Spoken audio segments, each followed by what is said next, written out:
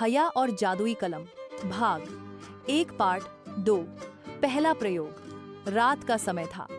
हया ने वह कलम अपने कमरे की मेज पर रख दी, पर जैसे ही उसने बत्ती बंद की, उसे लगा मानो कलम पर हल्की सी नीली रोशनी चमक रही हो।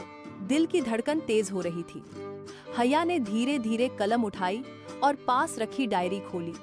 उसने संकोच से एक पंक्ति लिखी, आज रात खिड़की पर एक सफेद कबूतर आएगा। कलम से जैसे कोई अजीब सी ठंडी लहर निकली। हया ने घबराकर डायरी बंद कर दी, लेकिन ठीक उसी पल खिड़की पर फड़फड़ाहट की आवाज आई। उसकी आंखें फटी की फटी रह गईं। वहां सचमुच एक सफेद कबूतर बैठा था। हया की सांसें रुक गई। उसके मन में उत्साह भी था और डर भी। तो ये सच है, ये कलम जो लिखती है वही हकीकत बन जाता है। उसका डर धीरे धीरे साहस में बदलने लगा। उसने फिर से डायरी खोली और लिखा, मेरी मेज पर एक लाल गुलाब प्रकट हो।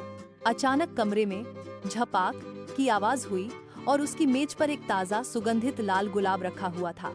अब हया की आंखों में चमक थी, लेकिन तभी कमरे की दीवार पर परछाइयां हिलने लगी।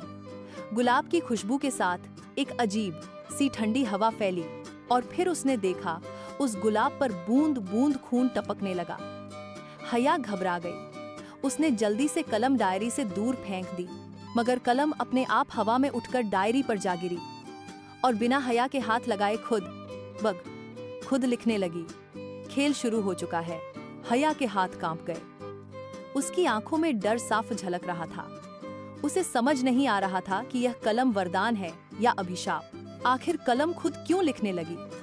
क्या कोई अदृश्य शक्ति इसके पीछे है? और हया किस मुसीबत में फंसने वाली है? आगे जानने के लिए देखते रहिए हया और उसकी जादुई कलम भाग 2। आगे जानने के लिए देखते रहिए हया और उसकी जादुई कलम। दोस्तों, हमारे चैनल को लाइक और सब्सक्राइब जरूर करें। Thanks for watching.